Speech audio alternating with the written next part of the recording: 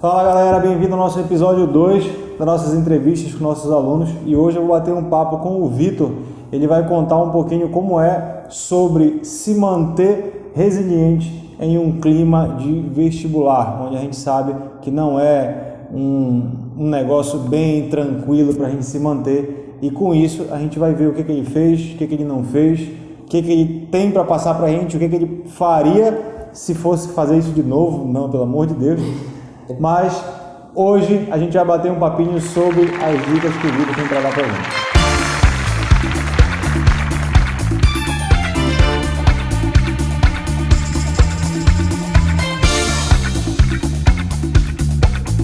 Vamos lá, pode conhecer o Vitor e hoje já passa a bola para ele.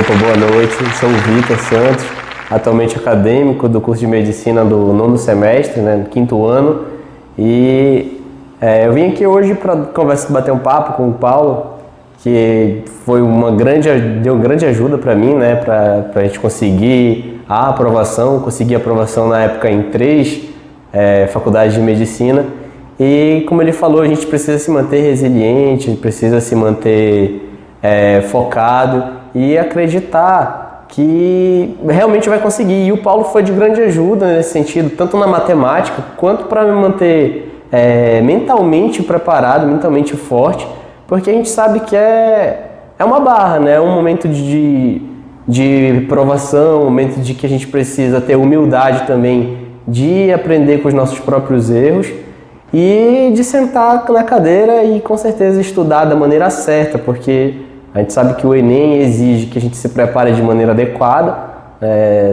focando em habilidades, em competências. Fato que o Paulo Casseb, com Exactos, me ajudou demais a obter uma nota muito alta em matemática, que me ajudou a passar nessas 3 faculdades de medicina. Então, só para a gente deixar tudo certinho, primeira coisa, quais foram essas 3 faculdades que o Vitor passou? Passa aí pra gente. Primeiro, eu passei no SISU, na Universidade Federal de Manaus. Essa foi a primeira aprovação, mas a gente sabe que sair do seu estado para ir morar no outro estado é mais um desafio, que a gente enfrenta. E eu, no segundo, passei na Universidade Metropolitana da Amazônia, a Unifamais, pelo ProUni, com bolsa integral, também pelo Enem.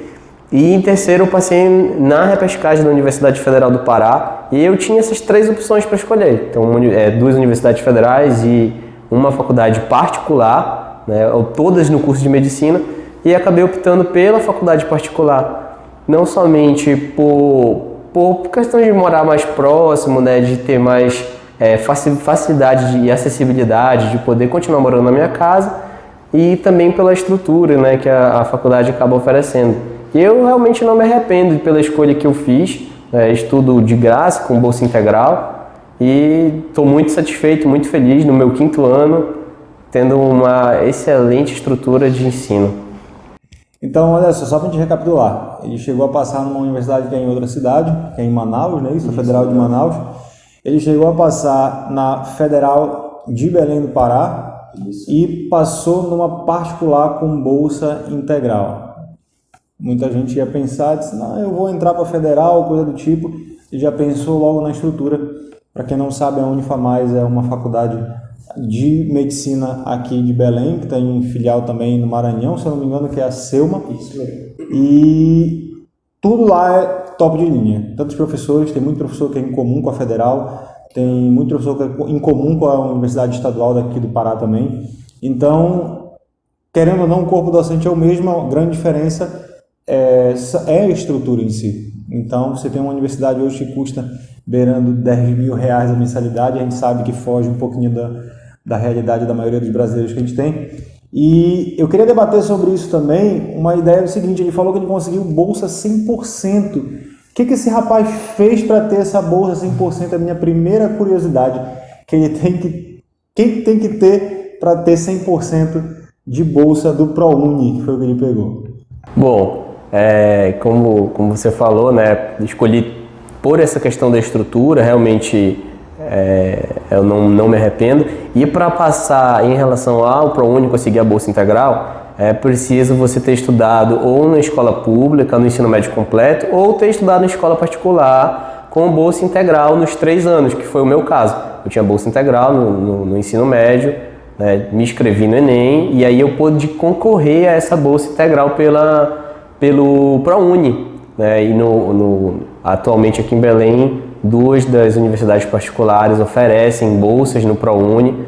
Basta você fazer o Enem, se inscrever e se candidatar a uma vaga. Mas tem que ser matriculado no... Como é, meu Deus? É só o ensino médio ou tem que ser o dedo? Tem que ser o ensino médio completo. O primeiro, segundo e terceiro ano, você tem que estudar você pode estudar numa escola particular, mas com bolsa integral. Pai. Então, você já sabe, de repente, se a tua escola oferece uma premiação para alunos que têm bom desempenho desde o início do primeiro ano, fica de olho nisso aí. Pode ser uma boa ideia também, de repente você poder se inscrever no ProUni e ter acesso a uma universidade de ponta, tanto como eu falei, de corpo docente, quanto de estrutura, que eu acho que hoje é o que mais pesa para a parte de medicina, até porque você precisa ter os laboratórios todos bonitos, todos prontinhos. Não dá para pegar uma universidade onde você tem laboratório caindo aos pedaços, ou aquela parte pessoal daqueles cadáveres lá que tem, né? Horrível. Então, mais ou menos essa é a ideia. Claro que eu não vou mensurar a faculdade por estrutura, mas eu acho que é algo que você tem que botar, que tem que ser relevante quando você estiver prestando no vestibular. Ou será que vale a pena, principalmente se for de outra cidade, será que vale a pena eu ir para outra universidade fora do meu estado, e será que a estrutura dela vai me servir assim? Enfim, pensa nisso também. Eu acho que é uma outra coisa que você pode ponderar também em cima disso.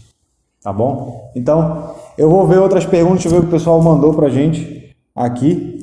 Uma das coisas que perguntaram, que tinha notado, era sobre como foi a tua preparação durante esse tempo. Deixa eu voltar um pouquinho mais. Para quem não sabe, o Vitor fazia cursinho há quanto tempo, cara, tava no cursinho? Conta aí pra gente. Como foi essa tua história no cursinho? Isso eu quero saber. Foi uma labuta, né? Foram 4 anos de cursinho, o cursinho tradicional mesmo, aquele cursinho de sala grande, com várias aulas por dia e às vezes misturava matéria. E o último ano, quando eu decidi, e também recebi apoio do CACEB no Exactus, foi me preparando com cursos específicos, né, fazendo matemática, separado de ciências da natureza, separado de linguagem, redação e ciências humanas. Acabei focando por áreas e focando algumas áreas mais que as outras, né, porque a gente sabe que o peso da nota para aprovação é diferente. No caso, a matemática foi o meu grande ponto forte para conseguir a aprovação. Foi uma área que trabalhamos muito e que eu me dediquei bastante e acabei me sobressaindo junto com a redação, e por isso consegui essas 3 aprovações, cara. Então, acho que uma das dúvidas pertinentes agora que a gente pode debater é, principalmente essa ideia de peso. Muita gente pergunta, no Enem hoje a gente não tem, até agora, até a prova de 2021, a ideia de ter peso nas provas, mas a gente sabe que tem um peso relativo a cada disciplina. Então, você sabe que se você fizer 30 pontos em matemática, você vai ter uma média beirando 750 pontos, 800 pontos, você fica nessa faixa.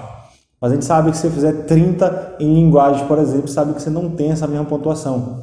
Então, eu queria até ouvir um pouco do Vitor como foi o direcionamento dele para essa disciplina, se ele dava mais importância para português, para linguagens, para matemática, cara, eu vou puxar a sardinha para o meu lado, ou ciências humanas, ou natureza. Então, e até mesmo a redação também, como é que funcionava, até para a gente ter uma noção de como é que ele se guiava para manter esse estudo aí.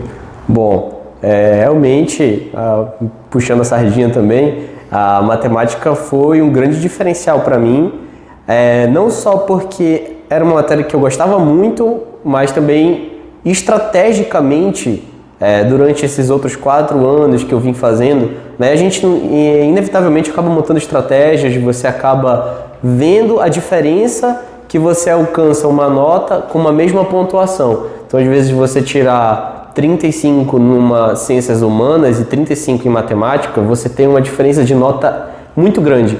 Então, estrategicamente, eu foquei mais em matemática e redação, que no meu ano, né, que foi no caso no ano de 2016, era muito preponderante. Então, acabei focando muito em matemática, né, fiz o curso com o Paulo Casseb no Exactus, né, e foquei bastante em redação. Claro que as outras matérias não deixei de estudar, também dei muita atenção para ciências da natureza, que também foi, de certa forma, um diferencial na minha aprovação, mas não priorizei tanto as ciências humanas e a linguagem, até mesmo pelo cansaço, pelo tempo que não era tanto para poder se dedicar. Então, em matemática eu acabei atingindo uma nota, acertei 40 questões, atingi 902 pontos nesse ano, e em redação alcancei também 900 pontos.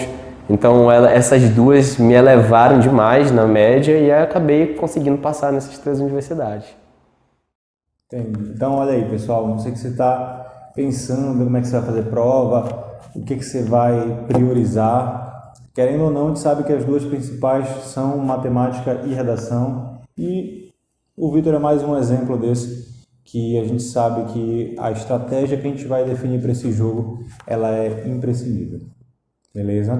Então, outra coisa que eu queria debater também, teve algum assunto de matemática que tu não gostava muito, que tu deixou de estudar, que tu falava assim, não, isso daqui não é para mim, deixa de lado. E aí? Com certeza, é difícil a gente gostar de tudo, né, de qualquer coisa na vida. Na medicina mesmo, né, tô aqui no meu 5º ano e a gente não acaba gostando de tudo também. Então, na matemática, geometria analítica, eu acho que era acredito que de vocês também deve ser, de muitos deve ser, um calcanhar de Aquiles, né, uma matéria um pouco difícil, às vezes assim, um pouco densa de se estudar. Então, faz um pouquinho de tempo, mas eu lembro que a geometria analítica era uma matéria que eu não dava muita atenção. A gente acabou focando muito nas matérias que mais caíam, né, nos eixos da matemática que mais caíam, tinham mais incidência, e também acabavam sendo um pouco mais até simples, porque a gente sabe que o TRI está aí. Então, você perder tempo fazendo uma questão mega complexa não necessariamente vai te fazer ter uma pontuação maior, né? Então, olha só, eu acho que eu até tinha começado no vídeo passado do Matemática na Show, quem ainda não viu, uma das coisas que a Angélica comentou muito foi exatamente sobre isso, foi geometria analítica. E a gente estava até conversando que, por exemplo, geometria analítica não é um tópico muito recorrente na prova. Então, eu queria até que você ficasse de olho em cima disso. De repente, às vezes, a escola vem e trabalha isso porque está no conteúdo do ensino médio. Então, aí a gente dá uma olhadinha e vê que isso daí não é um negócio assim bem... que vai fazer diferença na quantidade. Então, pensa nisso também. Dá uma olhadinha, principalmente se você jogar no Google o raio-x do Enem, tem vários tipos desse que você vê como é que está em relação à quantidade. E se você quiser também, dá uma olhadinha nisso e fica de olho não só para matemática, mas para todos os assuntos. E quando você pega, estuda o principal. Não vai focando em coisas que não tem muita relação também. Beleza? Então, outra coisa que eu queria perguntar também, porque o Vitor passou 4 anos em cursinho e no último ano ele debandou e você for estudar só em específico. Notaste diferença? Conseguiu estudar direito? Qual era o teu maior inimigo de estudar sem cursinho, sem nada? Cara, quando eu tomei a decisão de abandonar cursinho para me dedicar mais em casa e em cursos específicos, a questão era exatamente tirar esse peso de você passar várias e várias horas sentado numa cadeira. A gente sabe que o rendimento do ser humano normal, ele tende a cair depois de 45 minutos de aula, né? Quem já estudou métodos de estudo, técnica de estudo, sabe disso. Então, depois de 45, 30 minutos, o seu nível de raciocínio, o seu nível de atenção, ele vai decaindo. Então, e eu já tinha passado, né, por tantos anos, e às vezes a gente manter uma mesma estratégia que deu errado por alguns anos é persistir no erro. Então, eu lembro muito bem que conversei contigo, inclusive você mesmo me deu também a sugestão, a orientação de talvez não que pisar no freio, assim eu diria, em relação à hora de estudo, mas mudar a estratégia e tentar estudar mais certo para o Enem. Então eu acabei debandando para esse lado dos cursos específicos, né? Me matriculei em curso de matemática, curso de redação, curso de ciência da natureza, e assim eu tinha mais tempo para me dedicar a mim, né? Não somente a estudar, mas como também a dedicar à vida, porque não adianta você pegar, achar que você vai estudar 8, 10 horas por dia, e não vai mais ter namorada, não vai mais para academia, não vou mais assistir uma série, não vou mais assistir um filme, se privar da vida e achar que isso vai te fazer vencer. O que te faz vencer é você ter equilíbrio nas coisas. Você ter equilíbrio no seu tempo de estudo, você ter equilíbrio no seu tempo de lazer, manter a sua mente equilibrada, sua mente saudável e seu corpo saudável. Então, esse lado de mudar para cursos específicos me ajudou muito.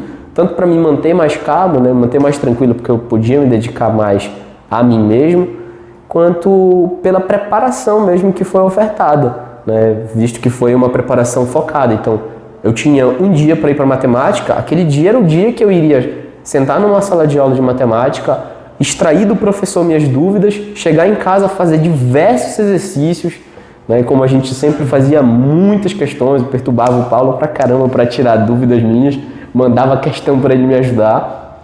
E no outro dia, que era o dia de ciência da natureza, era só ciência da natureza. Então, essa questão de não ficar misturando, eu tô assistindo aula de matemática, depois vinha física, depois vinha linguagens, me confundi um pouco. Eu acredito que deve ser problema de algumas pessoas também. Então, fica de olho nisso aí. Também não vai sair largando teu cursinho e dizer, não, a partir de hoje eu vou só estudar em casa e coisa do tipo. Toma muito cuidado, somente a organização do tempo. É isso mesmo. Te cobrar, querendo ou não, teu cursinho agora é em casa. Então não adianta nada, eu vou fazer um específico para mim na semana, aí tu vem me acordar às 11h30 da manhã para querer começar a estudar e almoço, depois tira o cochilo da tarde e aí tu perde tudo. Então pense que a tua rotina de estudos que você ia ter no cursinho, você precisa manter dentro de casa.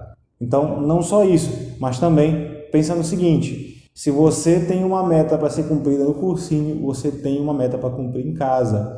Então, por favor, de novo, não estamos dando fórmula mágica. Eu quero que você sente e pondere, veja o que é melhor para você. Se for melhor você estar estudando em casa, fique em casa. Se for melhor você ir para o cursinho, vá para o cursinho. Veja o que você se aproveita, tem o melhor rendimento. Então, gente, pelo amor de Deus, não vem com essa de falar assim, eu vou ficar a partir de hoje, eu vou estudar só no cursinho, ou só em casa. Não, gente, pondere e pondere. Veja o que é melhor. Se é estudando sozinho, se é estudando com videoaula, se é estudando, tem que estar lá, tem que ter aquele contato físico, enfim, veja o que é melhor para você. Tanto é que estava comentando o vídeo da Angélica. A Angélica estudava em cursinho e não gostava muito de estudar em cursinho. Ela gostava de ter a aula dela, de ir para o cursinho e treinar em casa. O Vitor já é diferente, só que o Vitor tem uma bagagem um pouquinho maior. Então, quando a gente tem uma bagagem um pouquinho maior, a gente já pode se privar de algumas coisas. Então, de novo, é mais uma outra ideia para a gente debater. Tá bom isso aí? Beleza? Posso até complementar alguma coisa? Então, assim, complementando exatamente o que ele falou, até na medicina a gente trata os pacientes de forma individualizada, porque ninguém é igual a ninguém. Então, você tem que ver a sua história. Eu estou contando a minha história. Não significa que ela vai ser a fórmula mágica para você passar como eu passei. Assim como ele falou, tem gente que passa só com cursinho de primeira. A minha história não foi essa. Então, você tem que considerar a sua história, o seu estilo de vida, as suas prioridades, né? E montar uma estratégia que seja adaptada para a sua realidade. A minha realidade foi essa. Eram anos de cursinho que não estavam dando certo. Não significa que o cursinho não funcione. Talvez ele não tenha funcionado para mim. Para mim não foi a melhor estratégia. Mas eu também não tiro dele a responsabilidade e a ajuda de ter me construído uma base, né, de ter me dado dicas, bases que eu levei para a vida, que eu uso até hoje, inclusive. Então, assim, monte uma estratégia individualizada, não fique seguindo fórmulas mágicas, porque não existe fórmula mágica. Existe uma fórmula para cada indivíduo. Então, você precisa se conhecer, se interiorizar, e aí você vai conseguir achar um caminho que seja ideal para seu sucesso. Então, gente, outra coisa que eu queria debater com ele, eu vou comentar mais sobre a rotina do último ano, não vou me prender na rotina dos outros anos, já que não deram muito certo. Então, uma das coisas que a gente vai debater é em cima do último ano.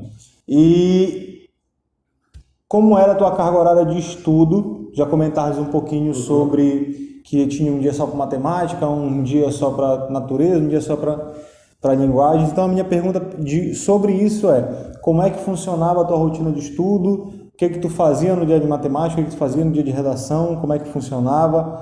Não tinha um dia para linguagem, era uma vez ou outra, ou tinha o dia certinho também? Como é que funcionava? Conta aí pra gente. Então, a minha rotina era basicamente bem disciplinada, né? Eu criei uma disciplina, eu acho que isso é um ponto importante que deve ser criado também, você ter disciplina, e seguir alguns horários que não precisam ser definidos pelos outros, tem que ser definidos por você. Então eu defini que existia, eu tirei da semana, durante a semana, dos 5 dias, né? Segunda, terça, quarta, quinta, desses 5 dias, 3 deles eu sempre me dedicava à matemática e à redação. Então, você percebe que de 5 dias, 3 eu dedicava às 2 disciplinas que me fizeram passar. E as 2 disciplinas que eu acreditava ser o meu ponto mais forte e as que me levariam maior nota. Os outros 2 dias eu me dedicava a ciências da natureza, ciências humanas, mas eu confesso que não era de forma igual. Né? Nesses 2 dias eu acabava estudando um pouco mais de ciência da natureza, física, biologia, e deixava um pouco mais de lado as ciências humanas, um pouco mais de lado de linguagem, lia algumas coisas, mas eu priorizava muito fazer provas passadas. Eu acho que um dos grandes diferenciais para mim foi me tornar ágil e conhecedor das provas. Então, o meu método de Enem é diferente de hoje em dia, né? Hoje em dia o Enem, eles são 2 semanas. Chegou a fazer, né? Eu fiz o Enem antigo, o meu Enem era quando eram 2 provas seguidas, uma atrás da outra, sábado e domingo, exatamente, era prova sábado e domingo, e eu tinha que fazer, no sábado eu fazia ciências humanas e ciências da natureza, e no outro dia eu fazia linguagem, redação e matemática, domingo. Então o que eu fazia? Durante a semana eu estudava bastante, mas também, como eu disse, não deixava de dormir bem, dormia pelo menos ali 6, 7 horas por dia, ia para academia, fazia corrida, quando tinha um tempinho ali, assistia um filme, então tinha também, claro, um momento de lazer durante o dia, não passava igual uma máquina estudando várias horas, mas eu tentava estudar certo, né? Naqueles horários definidos, eu estudava certinho, e no sábado e domingo, que seriam exatamente os dias da prova, eu fazia provas do Enem. Então eu procurava treinar a prova do Enem no horário que a prova seria feita, nos mesmos padrões. Então, às vezes, eu ficava no quarto só com o ventilador mesmo, me privava de toda a minha família e sentava ali no sábado e fazia todo o primeiro dia de prova, domingo fazia todo o segundo dia de prova e corrigia só na segunda. E aí eu fui assim fazendo durante o ano todo, fazendo uma evolução. O Paulo também foi me acompanhando nessa evolução dos anos e a gente conseguiu montar uma estratégia de exercício bacana. Então, gente, mais uma vez, o que funcionou com ele. Então, não caia nisso de fórmula mágica. De repente, tua família fala: porque meu primo fez não sei o que, não, virava a cabeça para baixo, estudava. Não viaja, tá? A gente está contando, a gente traz justamente essa ideia das entrevistas para os meninos contarem como foram as preparações deles. Então, a gente traz aqui mais um leque para você ter uma noção como é que funciona, o que cada um fez, e até para você ver, de repente isso aqui eu não tinha pensado nisso antes, de fazer isso aqui, de manter essa ideia. Por exemplo, uma das coisas que eu falo muito para os meninos é exatamente isso, faça provas antigas, faça simulados e no horário padrão. Se você vai começar a fazer uma prova meio-dia, comece a fazer uma prova meio-dia. Se problema, mãe, hoje eu vou fazer uma prova meio-dia, eu quero ficar trancado no meu quarto. Então almoce cedo e só saia de lá quando você estipular aquele tempo. Outra coisa também, não te preocupa em fazer uma prova, uma simulação 100%. Então o que você está começando agora, vai devagar, pega 2 horinhas, faz só matemática num dia, aí no outro dia dá uma descansada, descansa, aí para o próximo dia faz mais 2 horinhas de natureza, vai simulando parcelado. Quando você sentir segurança e perceber que diz assim, olha, já dá para eu engatar uma prova direto, aí você vai, porque gente, Enem é prova de resistência, e não só resistência, é uma prova psicológica também. Então, já eu vou dar uma perguntada, já vou adiantar para o Vitor aqui, que eu vou perguntar para ele se tinha alguma coisa que, se ele ficava nervoso na prova, se tinha alguma coisa que destabilizava ele, ou se tinha algo que ele ficava sempre assim, isso aqui não pode acontecer mais, isso aqui eu tenho que fazer. Tinha alguma neura assim que tu ficava na hora da prova e disse, isso aqui tá me agoniando, o que eu faço? E aí? Cara, tinha. Assim, eu acho que também um ponto muito diferencial do ano que eu passei para os anos que eu não consegui é que antigamente eu me preocupava muito. Se você, por exemplo, está lá fazendo, né, na questão número 30, por exemplo, e aí você vai para 31 e de repente tu parou numa questão que você não lembra ou uma fórmula, ou você não lembra como sai dela, eu ficava muito tempo batendo na questão que eu não lembrava. E isso não adianta. Às vezes você ficar batendo numa questão que para você se tornou difícil ou se tornou complicada, né, é bom você pegar, passa para a próxima, ou então dar uma voltada, deixa aquela de stand-by. Então o que eu fiz? No Enem que eu passei, as questões que eu tinha certeza, eu ia marcando um X. Marcava o X do lado lá, 15 eu tinha certeza, que eu fiz bem, fiz certo. Aí, por exemplo, na 20 eu já não tinha certeza, já botava uma bolinha ali e passava para a próxima. Então eu não fiquei perdendo tempo em questão que eu achava que eu não estava lembrado ou eu não tinha certeza, porque às vezes isso desestabiliza você emocionalmente, né? Você acaba pensando, não sei isso aqui, e aí você acha que aquela questão vai mudar a tua vida. Não é bem assim. Às vezes a próxima questão pode mudar a tua vida. É verdade. Então, você dá um pulinho da questão que você não lembra para uma próxima, pode te dar tanto mais tempo quanto mais ponto, porque talvez ela seja mais fácil e o TRI te ajude. Então, ficar batendo tempo em questão difícil era uma coisa que eu mudei e ajudou bastante. Eu queria saber um pouquinho mais também, para a gente debater sobre como foi tua emoção de passar, como foi depois de todo esse tempo, no 5º ano, praticamente se livrar dessa vida de cursinho e começar do zero também, né? Uma universidade. Então, conta um pouquinho pra gente como foi essa parte de passar, como é que está sendo um pouquinho também tua rotina na FAMAS também, na Unifamaz, né, que hoje é Unifamaz. Então conta um pouquinho pra gente, de repente alguém quiser saber a respeito do curso, já tem uma noçãozinha de como é a faculdade de medicina da FAMAS. Cara, a emoção de passar é indescritível. Na verdade, é algo que você só vai saber quando você realmente passar. Então é difícil transmitir emoções, mas eu lembro que quando eu vi meu nome, cara, assim, parecia que eu tinha tirado uma tonelada das costas. Parece que tinha saído toda uma amarra, sabe? Você ficar preso numa mesma rotina e principalmente frustrações pessoais e medo do futuro, né? Porque a gente planeja coisas, a gente tem sonhos, tem objetivos e aí quando você não consegue, vai se frustrando. Então, ter resiliência, ter humildade de você recomeçar, admitir os seus erros e depois finalmente colher os frutos disso é indescritível. Foi um momento assim, um dos momentos mais felizes da minha vida, né, nas aprovações. Cada uma delas tinha um gostinho assim único. E também o primeiro dia de aula na faculdade, o primeiro jaleco, cerimônia do jaleco, o primeiro Facebook, o primeiro estetoscópio, entendeu? Tudo isso é muito mágico, é muito gratificante depois de tanto tempo de luta. Então realmente foi muito bom. Quanto à minha rotina como acadêmico, hoje já tão perto de se formar, né? No internato, rodando nos hospitais, você tem tanto mais segurança, autoconfiança e também felicidade, né, de você estar podendo fazer a diferença na vida dos pacientes. A rotina da faculdade ela vai mudando muito, né? A gente basicamente passa por 3 períodos de adaptação, que é o básico, que são os primeiros anos, depois o clínico, o internato, até que finalmente se forma. Então, cada período desse é um período de renovação, cara. Você tem que, muitas vezes, reformular a sua metodologia de estudo, às vezes reformular a sua rotina, porque vai mudando. Mas tudo isso é bastante gratificante porque você vai crescendo e você vai vendo a evolução pessoal, né? Quanto pessoa, quanto ser humano, quanto cidadão e quanto médico. Então, cada degrau que você dá, você vai se sentindo mais médico, vai se aproximando e você vai tendo conquistas.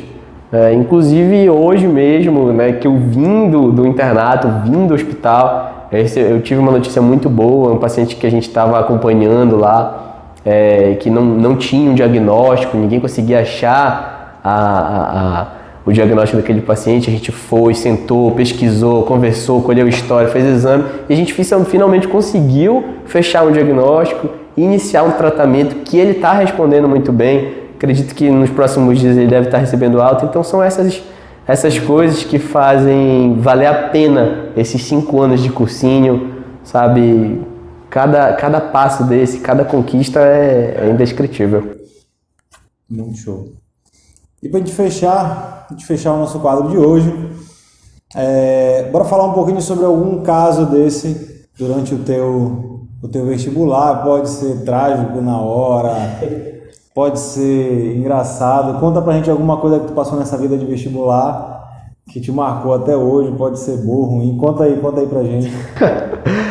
Cara, com 5 anos, realmente a gente sempre vai ter alguma história para contar. Não tem jeito, né? Tanto histórias engraçadas no cotidiano, né? Porque muitas vezes eu não tinha dinheiro, então eu tinha que ir andando pros cursinhos, andando pros lugares, né? A pé mesmo, porque fazia falta o dinheirinho do ônibus ou o dinheiro da comida. Isso já é uma parte bem interessante da rotina. Mas, vai acabar. Mas do Enem, eu acho que um dia que realmente eu fiquei congelado, branco, acho que foi no meu terceiro Enem. Foi no terceiro ano de vestibular. Você tem que levar a identidade para comprovar. Quando eu cheguei lá, a minha identidade não estava no meu bolso. Cara, eu entrei na porta, e aí o fiscal, né, da prova, da porta, pediu a sua identidade. Botei a mão no bolso. Cara, sabe aquela sensação de ataque cardíaco quando tu bota e não sente celular? Foi exatamente. Eu mexi em todos os meus bolsos, a minha identidade desapareceu. Eu saí igual um doido procurando no colégio e ela estava caída no portão de entrada. Sorte que o porteiro viu, pegou e ficou lá segurando, né? E eu saí desesperado. Aí apareceu, E por muita sorte eu consegui encontrar ela a tempo, né? Geralmente eu chegava ali 1 hora antes da prova, então eu ainda tive um tempinho para procurar, mas já pensou perder um Enem porque tu perdeu a identidade no caminho?